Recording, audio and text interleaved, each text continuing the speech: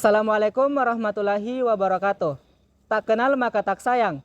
Maka dari itu, perkenalkan kelompok presentasi kami, Senibus, singkatan dari Seneca dan Ibnu Sina yang beranggotakan 6 orang. Perkenalkan, nama saya Ilham dengan NIM 30.1001-22006. Saya Tantri Arnita Rahayati dengan NIM 30.1001-22001. Saya Nur Islami dengan NIM 30.10.01.22.004. Saya Petra Salazar Linda dengan NIM 301.001.22.002. Nama saya Erik Tawakal Ismail, NIM saya 30.100.119.108. Nur Fadila S dengan NIM 301.001.22.005. Di sini kami akan mempresentasikan hasil materi kami, yaitu Orientalisme. Ada kingkong makan Indomie, jangan bengong, ayo simak video kami.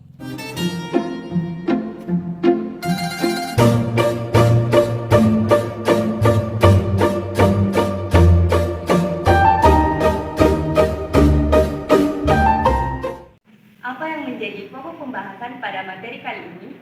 Terdapat 3 rumusan masalah yang akan kami bahas pada materi orientalisme ini. Yang pertama, sejarah kemunculan orientalisme. Yang kedua, periodisasi dari orientalisme. Dan yang ketiga, membahas tentang pemikiran-pemikiran yang terdapat dalam orientalisme. Sebelum melangkah ke sejarah munculnya orientalisme, sebelumnya kita harus mengetahui apa sih itu orientalisme. Orient artinya timur dan oriental adalah geografis terletak di timur.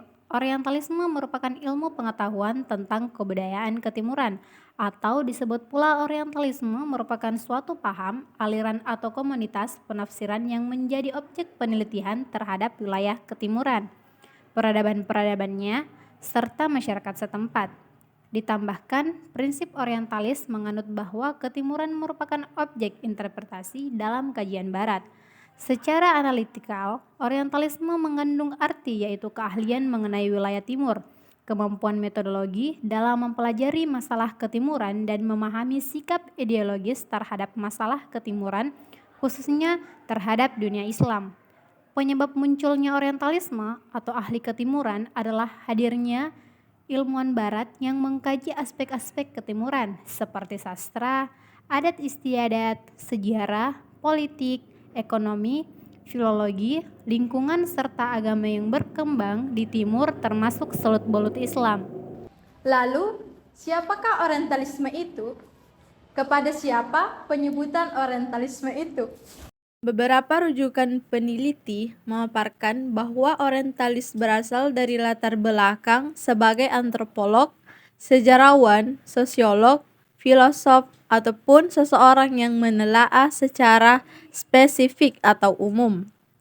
Ditambahkan pula objek orientalis dipengaruhi oleh aspek ontologis dan epistemologis yang mendasarinya, sehingga tidak terbatas oleh orang Kristen atau Barat yang mengkaji keislaman, ketimuran dan bahasa Arab, serta bukan lagi sebuah klasifikasi geografis dan 2 nama mata angin.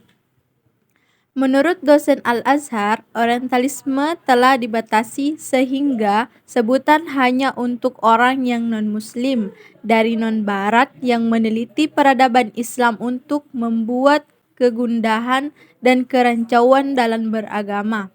Singkatnya, tentara musuh Islam yang penghancur kesucian keagamaan, ketimuran dan perusak pemuda dan cendekiawan muslim disebut sebagai orientalis dan orientalisme. Untuk mengkaji persoalan orientalisme, kita perlu menjawab beberapa pertanyaan politis, yaitu sebagai berikut. Jenis intelektual, estetika, pengetahuan dan budaya. Seperti apakah yang turut menciptakan tradisi imperialis semacam tradisi orientalisme ini? Bagaimana kemudian filologi, leksikografi, sejarah, biologi, teori ekonomi, teori politik, penulisan novel dan puisi liris bisa mendukung pandangan dunia orientalisme yang imperialis itu? Perubahan, modulasi, penyempurnaan, bahkan revolusi seperti apakah yang terjadi dalam orientalisme? Apakah makna dari orisinalitas, kesinambungan, dan individualitas dalam kajian orientalisme? Bagaimanakah orientalisme melakukan transmisi atau memproduksi diri dari suatu zaman ke zaman lainnya? Singkatnya, bagaimana kita dapat memperlakukan fenomena budaya dan sejarah orientalisme sebagai karya manusia yang dilakukan secara sadar, bukan hanya sebagai penalaran atau pembenaran tanpa syarat dalam segenap kompleksitas, detail, dan nilai historisnya, tanpa kehilangan wawasan tentang alienasi atau kesenjangan antara kerja kebudayaan, kecenderungan politik, negara, dan realitas-realitas dominasi. Untuk menjawab pertanyaan-pertanyaan ini, kita tentu saja memerlukan suatu kajian yang lebih elegan dan humanistik. Bagaimanapun, kajian humanistik atau lebih tepatnya kajian humaniora dapat memberikan kontribusinya secara bertanggung jawab bagi isu-isu politis dan kebudayaan. Selanjutnya, periodisasi orientalisme. Menurut Abdul Rahim, orientalisme sudah ada sejak abad pertengahan. Orientalisme periodisasi dibagi menjadi 3 bagian, yaitu sebagai berikut. Periodisasi orientalisme. Yang pertama, masa sebelum Perang Salib dan masa keemasan bagi umat Islam masih bersikap netral terhadap misi, terhadap argumentasi bahwa pada abad pertengahan pandangan orang Eropa terhadap umat Islam dipengaruhi oleh kitab suci dan teologis. Yang kedua, masa Perang Salib hingga masa pencerahan Eropa telah bergeser ke arah pendustorisan Islam. Perang Salib antara umat Islam Timur dan umat Kristen Barat mengalami ketegangan dari tahun 1906 sampai 1291. Meski umat Islam Kristen kalah, namun umat Islam mengalami masa penekanan yang berat sebab putra-putra terbaik Muslim meninggal di medan perang. Aset-aset pemerintahan mengalami kehancuran serta kemiskinan dan kebodohan terhadap umat Islam di Timur karena kefokusan umat Islam tercurahkan pada Perang Salib. Yang ketiga, masa pencerahan Eropa hingga sekarang mengapresiasi Islam dengan pengembangan intelektual yang rasional. Ketegangan umat Islam Timur dan umat Kristen Eropa telah hilang ketika memasuki masa pencerahan di Eropa. Masa pencerahan itu munculnya karya-karya yang bersifat positif. Setelah masa pencerahan, lahirlah masa kolonialisme. Awal abad ke-20, orang-orang Barat datang ke Timur untuk berdagang dan menyambung kekerabatan kembali dengan tujuan dapat menundukkan orang-orang Timur. Seperti Napoleon datang ke Mesir tahun 1989 dengan membawa orientalis untuk mempelajari adat istiadat, politik, ekonomi, dan pertanian orang-orang setempat. Selanjutnya pemikiran orientalisme. Ada 2 pemikiran orientalisme, yaitu menurut Joseph Schack dan Ignaz Goldziher. Berikut penjelasannya. Pemikiran orientalisme.